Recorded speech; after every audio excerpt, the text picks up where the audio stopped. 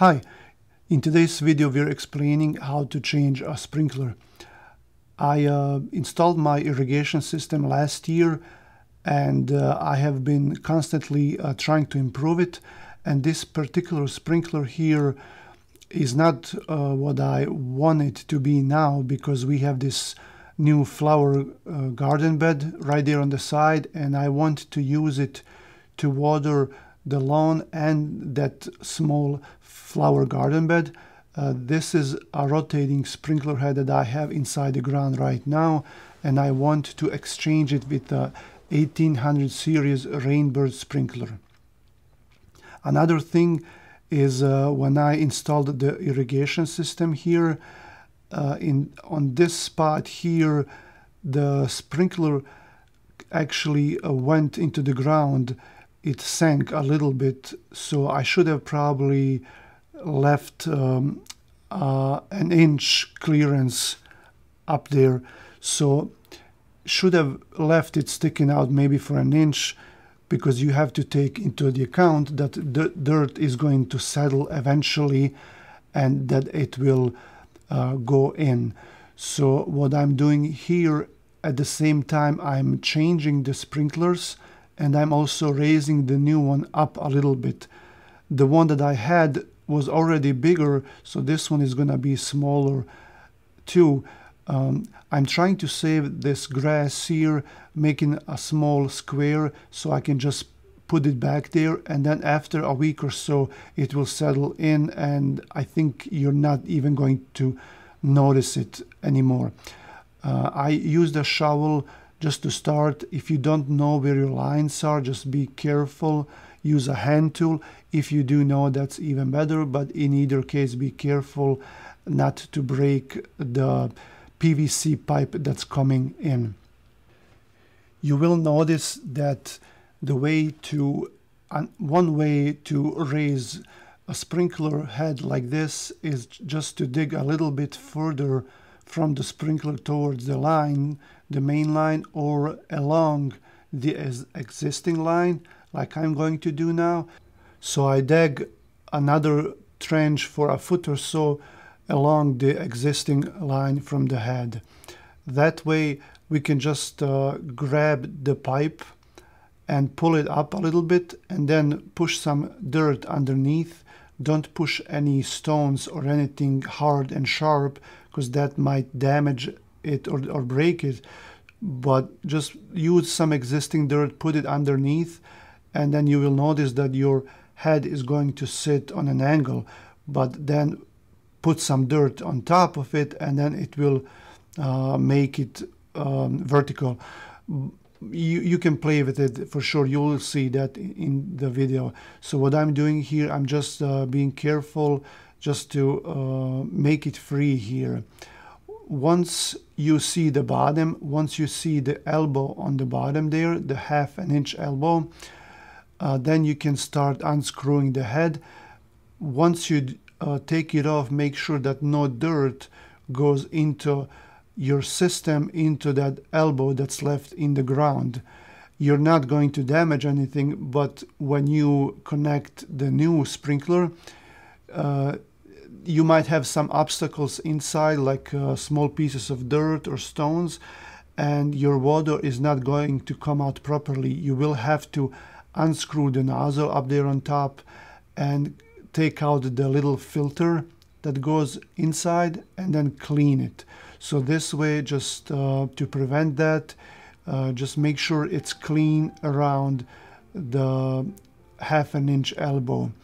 Most of these sprinklers have ½ inch openings. Some of them have a 3/4 inch opening. Those are the bigger ones, but this one is ½ inch.